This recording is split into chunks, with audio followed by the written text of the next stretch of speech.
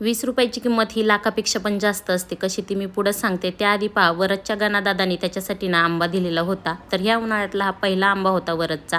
वरदला खूप आंबा आवडतो खायला आणि हा पाडीचा आंबा होता, त्याच्यामुळे ना मी त्याला कापून दिला. त्याने मस्त आंबा खाल्ला. तेवढ्यात बाहेर ना घंटी वाजली आणि ही ना आईस्क्रीमची गाडी आली. ह्या गाडीला पाहून ना लहानपणीची आठवणच जागी झाली, कारण आम्ही लहान असताना पण ना असाच आईस्क्रीमवाला ना यायचा. त्याच्याकडे पण असा लाल डब्बा असायचा आणि त्यातून ह्या ना आईस्क्रीम द्यायच्या. ही आईस्क्रीम लहानपणी 2 रुपयाला मिळायची, पण आता 10 रुपयाला मिळते. पण मी हीच आईस्क्रीम खायला घेतली, कारण लहानपणी ही आईस्क्रीम खूप खाल्लेली आहे. बर्फाची जरी असली तरी टेस्टला खूप भारी आहे. त्यानंतर ना आमच्या भाचीचा इथं खेळ चाललेला होता. तर आमची क्यूटशी भाची ना दादा दादा बोलायला शिकली आहे. मामी नाही, पण मामा मात्र खूप वेळा बोलत आहे.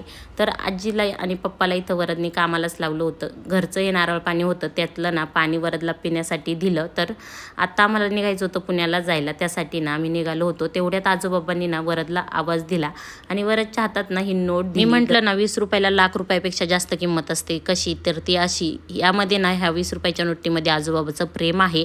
तर आम्ही ना पुण्याला जायला निघालो होतो. जाता जाता आम्हाला मिसळ खायची होती, पण इथं खूप वेटिंग होतं आणि आमच्या गावाकडची ही प्रसिद्ध मिसळ आहे. तर जुन्नरमधली ही मिसळ तुम्ही खाल्लेली आहे का? ती नक्की कमेंटमध्ये सांगा. चला, मिसळ वगैरे खाऊन आम्ही पुण्याला आलो. बाय.